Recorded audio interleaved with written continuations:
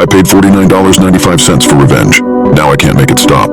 It started with an ad. A stupid, bizarre ad that popped up as I was mindlessly scrolling one night.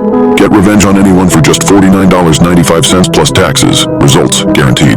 The image above it was weird. A grainy, low-resolution photo of a cake, lopsided and half-frosted, sitting in the middle of a dimly lit room. There were no candles, no decorations, just a single tiny knife stuck in the center like someone had tried to cut a slice but given up halfway. Below it in bold red letters, "Start your 7-day plan today."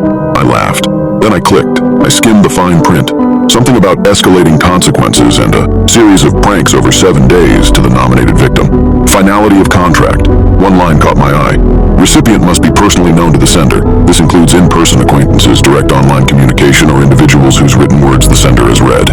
Weird wording, but I barely paid attention. When I reached the section where I had to type in a name, I hesitated. It felt childish, but Megan was the obvious choice. Best friend since high school. More like best tormentor. She had spent years making sure I always felt less than. Every insult disguised as a joke, every eye roll when I spoke. Every time she forgot to invite me somewhere only to tell me later, "Oh, I just assumed you wouldn't want to come." Still, something about actually typing her name felt final, as if I somehow knew that once I did this, I couldn't go back. I clicked submit. Nothing happened. No confirmation email, no pop-ups, just silence. I rolled my eyes and went to bed, convinced I'd just wasted my money. The next day, Megan fell down a flight of stairs between classes. She broke her wrist and sprained her ankle. I overheard her telling our friend group that she swore someone pushed her, but there was no one there. At first, I laughed it off. Megan was always dramatic. But later, alone in my dorm, a strange unease crept in. I did this, didn't I? No, of course not. It was just a coincidence, right? The day after, Megan's car swerved off the road. She said the brakes wouldn't work. The mechanic found nothing wrong. Thankfully, she wasn't seriously hurt, but she was badly shaken. I couldn't shake the heavy, sinking feeling in my gut. This was exactly what the ad promised. By day 3, Megan showed up to class wearing long sleeves. In the middle of a lecture, she pushed them up absent-mindedly, and I saw it. Deep, jagged scratches covering her arms. I couldn't stop staring, like something had clawed her in her sleep. She caught me looking. "I don't know what's happening," she muttered. I think I might be losing my mind." Her voice was different. Small, scared. I wanted to tell her I was sorry, but I wasn't sure who I'd be apologizing to. Her or myself. Day 4. I passed by her dorm and the door was open. People were gathered around, whispering. I peeked inside. Liar. Thief.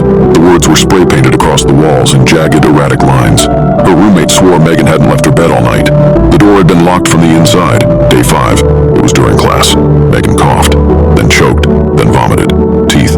Not her own. Her mouth was still full. These were yellowed, broken, crumbling, like they had been ripped from dozens of different people. She screamed. I nearly did too.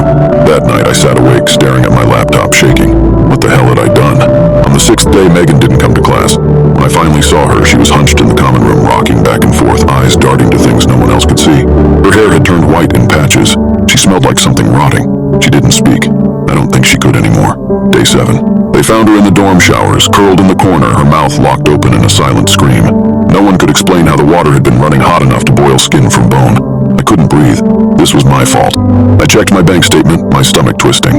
The charge from the website was still pending, but now it had a note next to it. Payment in progress. Please nominate the next recipient. I clicked the transaction.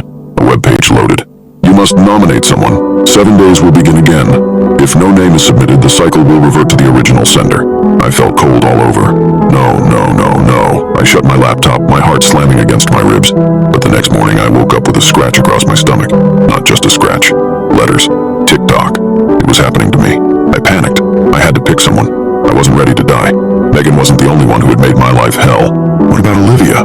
She laughed at Megan's jokes. She made plenty of her own. I typed in Olivia's name. The cycle began again.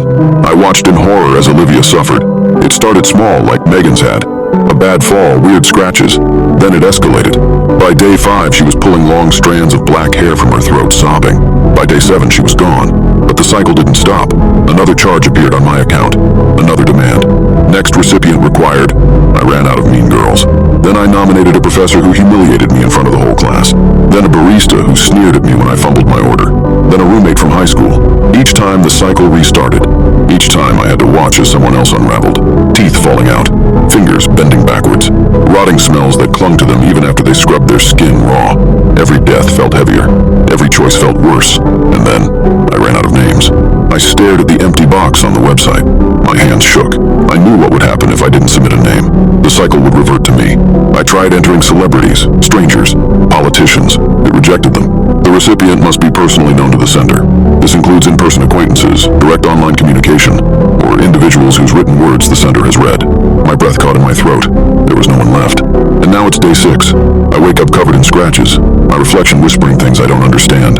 I feel something watching me from the corner of every room. The floorboards creak when no one is there. I know what's waiting for me tomorrow. I have one day left. I have no one else to choose but you.